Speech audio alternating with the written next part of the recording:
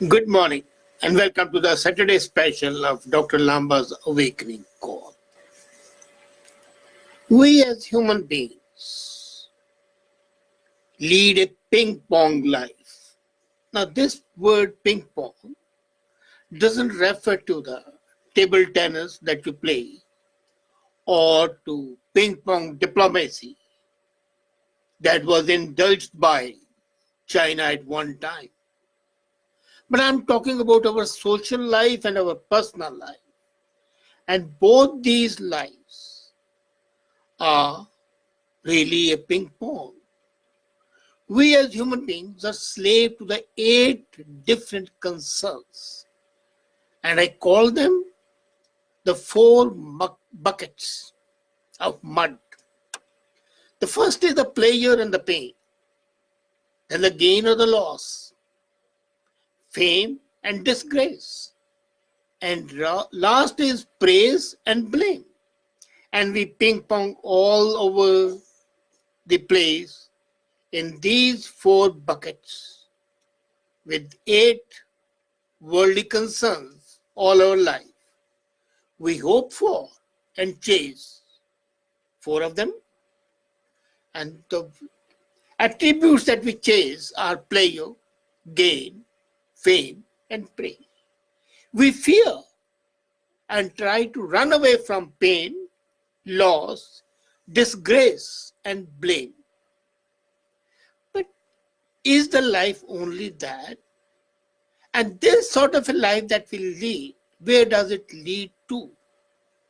It leads to the loss of awareness. And human beings get lost in a dizzying maze, a serpentine way of keeping up, doing things. And all the time doing things and still saying, I do not have the time. So we need a break from this ping pong life, which is needless shuttling from 8 desirable ends in the worldly sense and 8 avoidable ends. As a matter of fact, what we need is acceptance of all of them all the time, instead of not working enough to achieve the 4 and to be away from the other 4. The idea of falling flat, is basically alien to the concept of satisfaction in life. Failures, successes, they are of transient nature. What is most important is the acceptance of whatever the state you are. And I don't mean being content with it. Try to get over that, but be satisfied with that. So there's a difference between satisfaction and contentment. Satisfied is, okay, this is my situation, I'm happy with it, but I'll still make it better. Contentment is continuous state of lethargy and not doing anything. Contentment is like the lotus eaters. Satisfaction is not being fully contented. Something is still lacking. Now, how to preserve our sanity in this fight of 4 buckets of mud, as I call it, because this is a sort of a morass in which we sink. So, to save our sanity, we have got to downgrade our life. Downgrading is not that easy, but it's extremely essential if we want to remain sane. You might say that how is it that I am asking for downgrading? Now let's be very clear. I am not saying for renunciation. Simple. You are using electric toothbrush. There's nothing wrong with it. But do your teeth get any cleaner? No. So what's wrong with the old brush that you used to have? The frantic whir of a gizmo through the advertisement has ensnared you. And then you must have it, because otherwise you will be called old-fashioned. And this is what makes you what you are. A participant in a rat race. But when you downgrade to the basic essentials, then you retain your human self. And that's most important. Over the past few years, we have seen that our life has accelerated at a boggling speed, and is so mind-boggling that I fail to understand, is it worth? And when the human race and the work life changes, your personal life also starts creeping forward, if not galloping. Now you have got to creep it back to the 20th century. While you have the benefits of the 21st century, living in the 20th century is welcome. And that's why even today, just today morning, I was amazed that the way to preserve some sanity is greening of the cities. Let the more nature come in.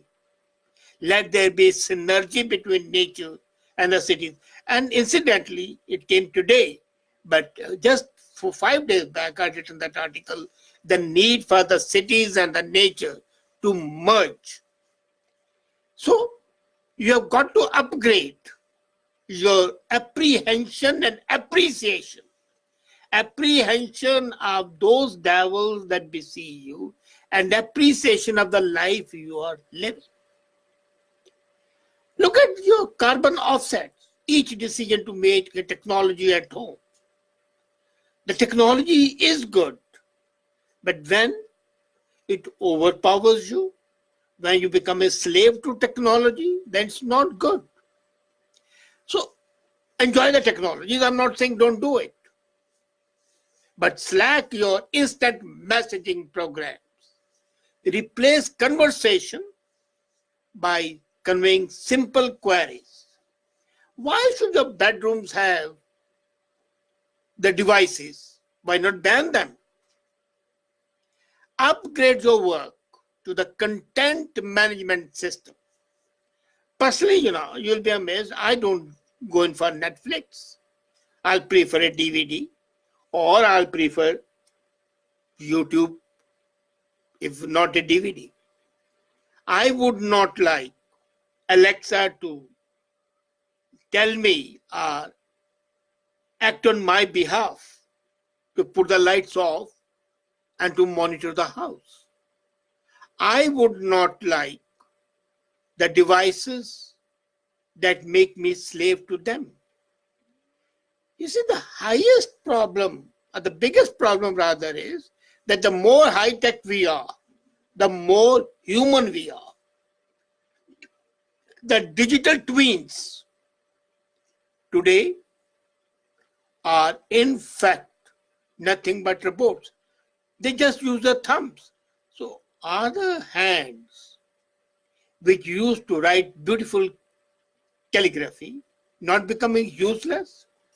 The incremental lifestyle increase downgrades you as a human being and the activities of your body. The highest tech in our society need this. As I said, the digital twins lust after manual typewriters. The charm of the old typewriter is nothing as compared to the new ones. And people basically want to use more of their hands than their thumbs. Isn't it more interesting than doing it? The apps that are coming in by the dozens, making our heads swirl, are not making us happy. To downgrade, essentially, you need to put down your smartphone. According to a study done recently by the American Psychological Association, the Americans are using more technology usage management strategies. And what the Americans are doing is not acceptable to Americans. The world, of people all over the world are doing it. So simple things. Ban cell phones from the dinner table. Can you believe it? Only 28% don't use their cell phones when they're having a dinner. And then we say we should detoxify our lives. Do we do it? Do we toxify digitally? Even when we go for the detoxification, our smartphone is with us. Do we ever forbid this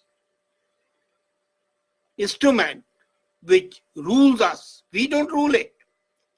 So my mode of self-interest is to carry my phone only when I'm going out. And when people call me on my smartphone home, I usually don't respond to it. The landline is there. Because the moment I check up smartphone, I might be tempted to go in and look at WhatsApp and Netflix and things like that, which I don't want to. So we need straightforward looking people. And all straightforward looking people basically have a sense of nostalgia.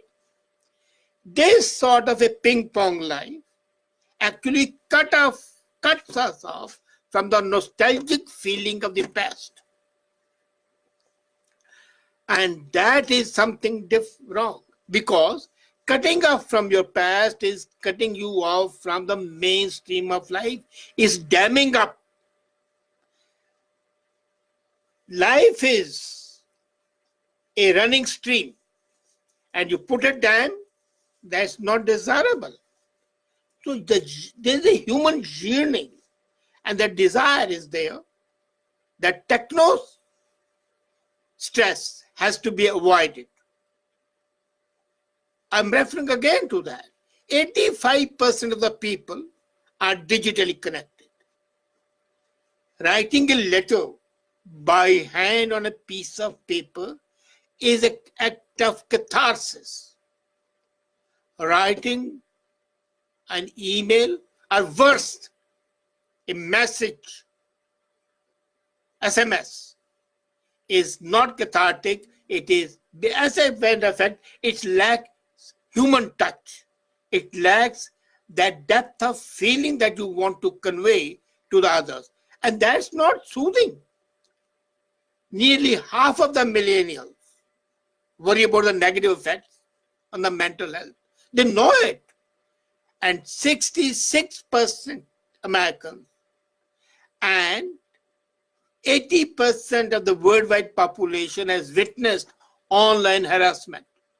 So with this technological progress, we are basically destroying ourselves and are making ourselves a possible victim to harassment. So why not just put these things away? I cannot help the pictures, post-apocalyptic Wall-E. When I saw it, it was a nightmare vision of the human being. The human being stripped of their humanity, reclined probably in automatic loungers, eyes fixed on the portable screens, and animated features of the human activity. I resist it. I discard it. And that's what you should do. Normally, you would be amazed that I don't want to upgrade the technology. I like them, but I did not go in for cable TV. I did not go in for network TV. I did not go for home-to-home TV. I cut off the personal phone calls unless the person is at a long distance. Here, people want to make a phone call even if you are want to talk to somebody in the adjoining room. And I use email only for the business purposes. I want to see the people interact as human beings. And I'm mostly on the computer, and when A pop-up window on my computer asks if I would like to install the latest version of this and that. Until it's extremely important, I say no, thank you. I don't go in for new apps. Possibly, I think my children know more about Spotify, but not me. I haven't got a Nook. I haven't got a Kindle. I don't want them. I don't need them. I need to be human. I need to live a life and not be a ping pong ball being used by the technology and become an inanimate project. So when I live my life, I want to live it, not to exist it. I want to be a human being. I don't want to be a geek, dead to the whole world, immersed in my headphones and my eyes on the screen, 6-inch or 4-inch or 2-inch. Do I slip up? Yes, I do sometimes. But sometimes, many times I see people send me, well, we sent you a text, you didn't respond. I don't look at the messages sent on my cell phone. Simply don't. That might look odd, but that's what I do. And the result is, I'm away from the ping pong life. I have preserved my sanity by downgrading and not being that fashionable. Why don't you do it? Say goodbye to the ping pong life. Make yourself, or rather retain your sanity by downgrading or remaining where you are and not upgrading your life. You'll be happier. You'll see. Thank you.